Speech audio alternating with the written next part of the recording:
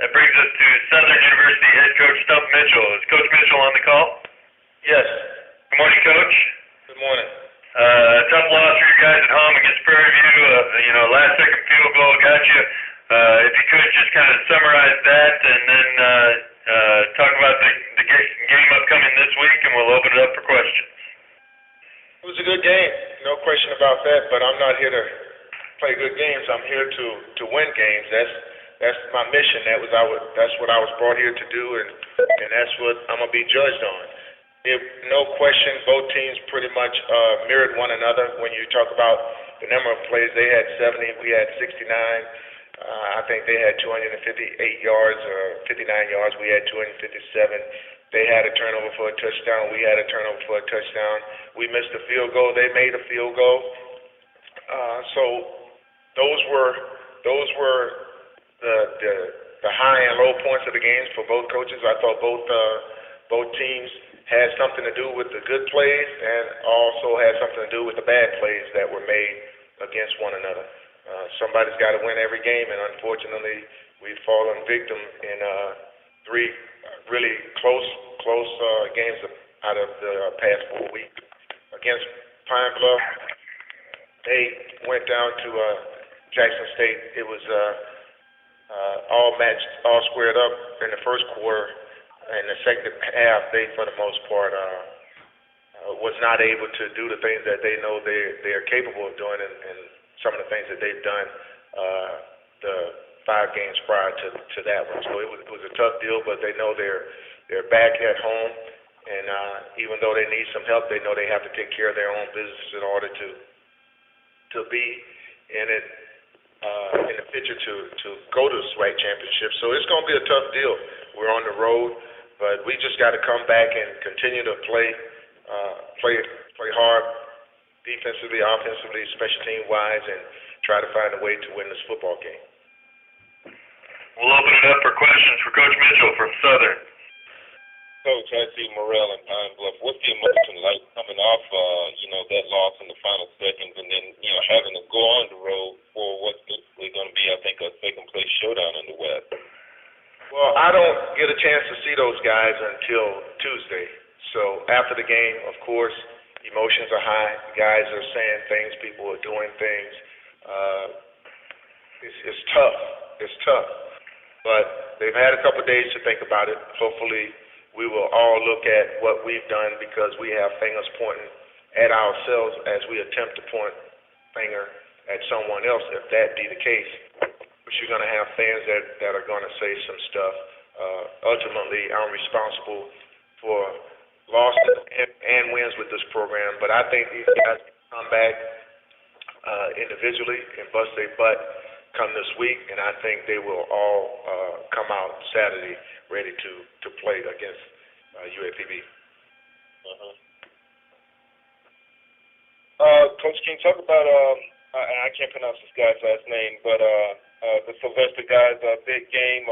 He has 115 yards in that game, but I think 240 the entire season. Talk about that, and then, you guys have kind of struggled with the rushing game. Can you delve a little more into that? Well, his name is Nzikwe. That's how you pronounce his name.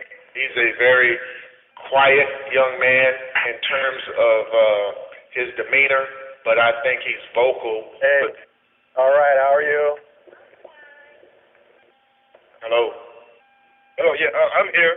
That was somebody else. Okay, but he's vocal with his play. I think the offensive line, even though we've had different parts the past 3 weeks due to injury, I think those guys are doing a much better job of run blocking. Unfortunately, and Prairie View had something to do with this, with their players. We were not as good in the pass protection pass week as we have been in the past.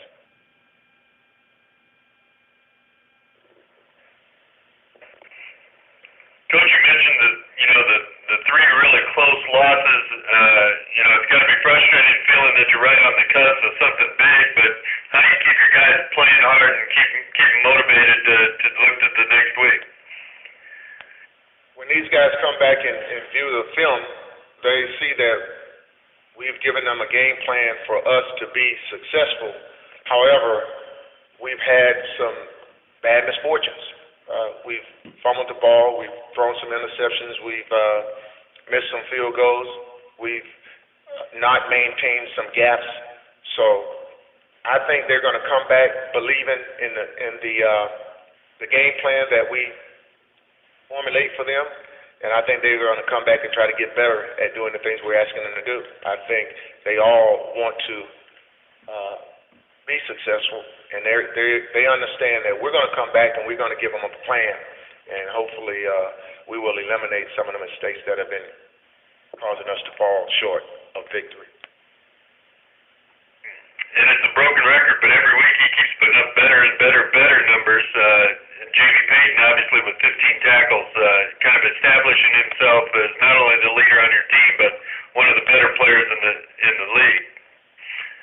Well, I think that's good for the league, for guys to get some numbers, because this is a league where you have several coaches that have played in the NFL, understand what type of player they're looking for, and you have several coaches that have not played or coached in the NFL, but guys that have gone to many of these NFL camps, go to other colleges and see what their coaches are trying to do, and are some outstanding coaches.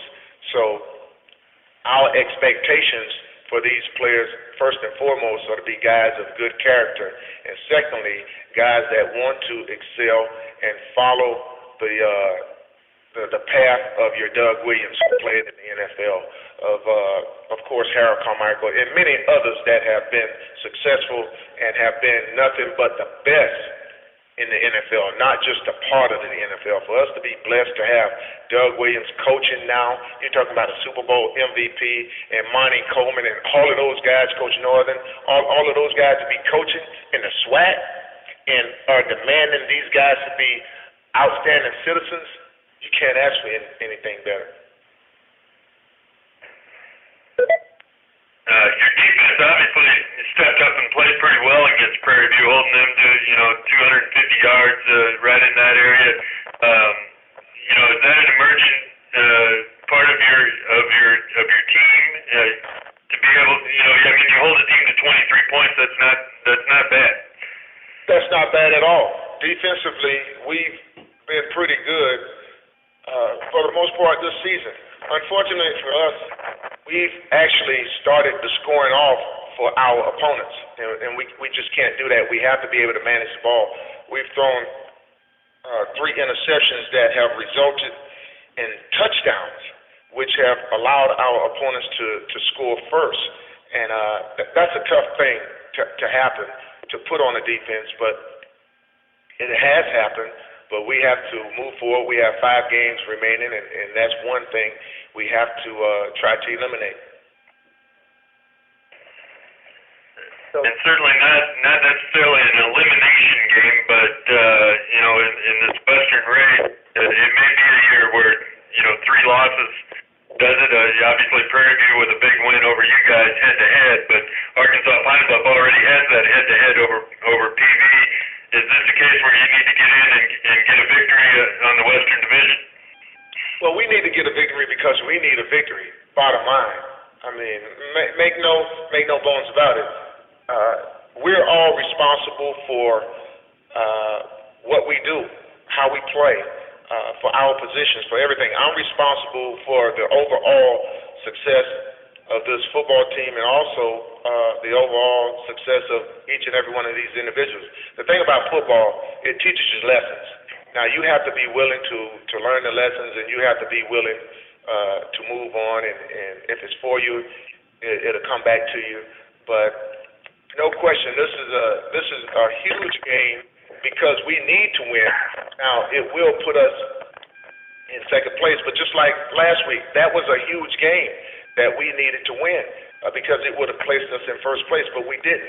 We have to be able to capitalize on some situations and learn from them, but we have to believe in ourselves, and we're going to go down there. We'll be ready to play, but main thing is we have to eliminate the turnovers.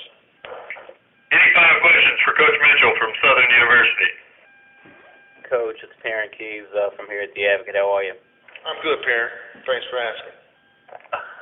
Well, look, can you do? I know we've talked about the defense over and over and over, but just a little bit more in more detail. Can you talk specifically about the secondary, about how much improvement it's made this year, and also about Levi Jackson kind of being maybe an underappreciated player to this point? I think the secondary has improved a lot this year, first and foremost over last year, because of the coverages that we're playing. We're not going a lot of cover zero, which we left the middle of the field open a lot last year. It's much better when you got someone deep. Now, we don't have as many sacks as we had last year because we were bringing one more than they could block, but we are giving up less points than we did last year. So I think the overall philosophy of the defense has changed to make us a better defense. Now, we have to be better in the secondary. I mean, we have to be better in terms of tackling.